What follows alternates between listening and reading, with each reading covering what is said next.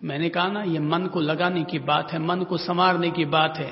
अब ये बात ठीक है, लोगों की असहजता को भी मैं समझता हूं कि भाई अपन लोग आए केवल यहां पर 7 दिन के लिए हैं और 3-3 4 बैठक लगानी पड़ती है, तो लोगों के शरीर में रोजाना का अभ्यास होता नहीं है, तो शरीर असहज हो जाता है। तो कई दफा लोग ध्यान करते करते लेट भी जाया करते हैं ताकि शरीर को थोड़ा विश्राम मिल जाए। रिलैक्सेशन बहुत जरूरी है, मैं इसके लिए टिप्पणी नहीं करूंगा, लेकिन मैं ये बता देता हूं, अप्रमत्त दशा में ही व्यक्ति के भीतर गहराई बनती है। लेट कर ध्यान केवल तभी करो जब बीमार हो जाओ, कि शरीर बीमार है तभी लेट कर ध्यान करो। इसके अलावा लेट कर ध्यान करना दोषपूर्ण है, क्योंकि वो ध्यान नहीं होगा, वो केवल रिलैक्सेशन हो सकता है, विश्राम पूर्ण शरीर को बनाने का तरीका हो सकता है, लेट कर ध्यान कभी नहीं होता। इसलिए लेट कर जो हम ध्यान करते हैं वो प्रॉपर रिलैक्सेशन, केवल 10 मिनट, 15 मिनट, 20 मिनट, लेकिन उसका संबंध अध्यात्म से, धर्म से कतई नहीं है। उसका संबंध केवल शरीर को और ब्रेन को तनाव मुक्त करने से ही है।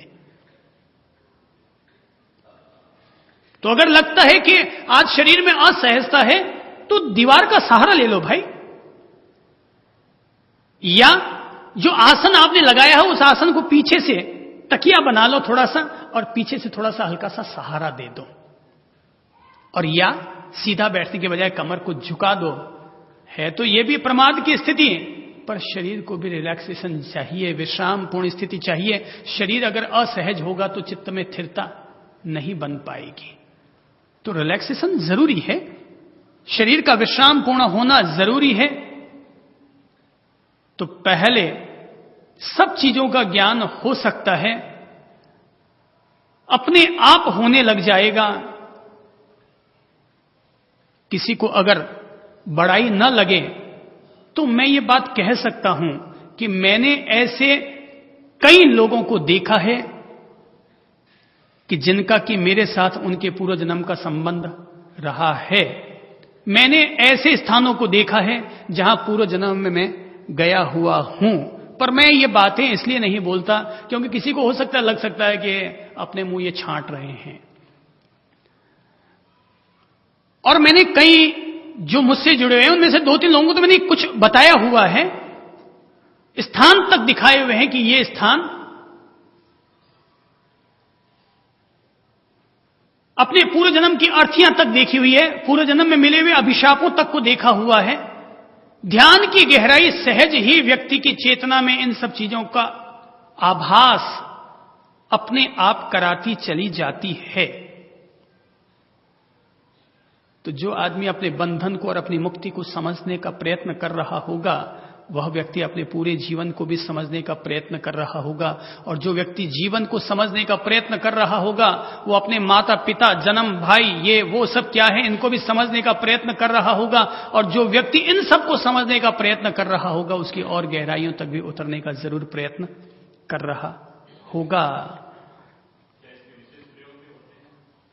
बिल्कुल नहीं होते हैं।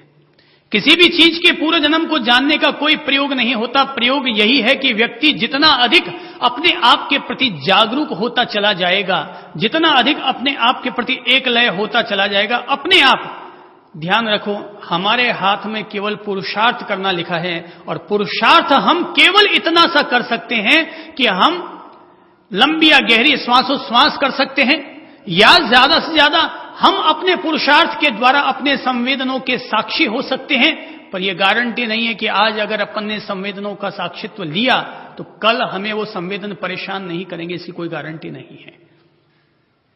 आज अपन ने चित्त को शांत करने का प्रयत्न किया, पर अपन शांत केवल ऊपर ऊपर कर पाए, क्रोध और भीतर भरा हुआ था। कोई निमित्त आया, वो फिर प्रकट होकर के आ गया। तो वो हमारी बुनियादी कमजोरियां हुई, जो हम लोगों के भीतर जन्म जन्मांतर से कमजोरियां भरी हुई है। और कोई भी बीज अगर जमीन में उतरता है तो एक ही दिन में बरगद नहीं बन जाया करता है। जल्दबाजी यहां दोष है। यह मार्ग धैर्य का मार्ग है, मुक्ति का मार्ग धैर्य का मार्ग है, शांति का मार्ग धैर्य का मार्ग है। अधीर होकर के, जल्दबाजी करके अगर कोई आदमी ये सोचे, ऐसा हुआ, हमारे पास एक आदमी था, तो एक महाराज ने उनको दिया, भैया ये लिफाफा गोंद से चिपका कर ले आओ। तो आदमी थोड़ा सा गंवारू आदमी था, तो गया, लिफाफा लेकर गया और उस पर गोंद लगाया। उतार के देखा, यार चिपका ही नहीं है। तो बोले और दोबारा गोंद लगाता हूं। फिर दोबारा लगाया, फिर चिपकाया। फिर खोल के देखा, अरे यार ये तो चिपका ही नहीं। फिर तीसरा गोंद लगाया, फिर चिपकाया। यार फिर खोला, यार ये तो अभी भी नहीं चिपका। वो पूरा गोंद से साड़ करके लेके आ गया और वापस आया, बोला महाराज जी ये तो चिपकता ही नहीं है, इतना सारा गोंद लगा दिया, इतना सारा गोंद लगा दिया तो चिपकता ही नहीं। तो महाराज भी हंसने लगे, मैं भी मुस्कुरा पड़ा। मैंने कहा भैया ये ऐसे नहीं चिपकता, ये सारा गोंद पहुंच डाल। अब इस लिफाफे को तो हटा, क्योंकि ये पूरा लिफाफा खराब हो गया। अब एक काम कर, दूसरा लिफाफा लेके आ। तो दूसरा लिफाफा लेके आया। मैंने कहा ये चिपकाना सीख लो, और थोड़ा सा गोंद लगाया, चिपका दिया।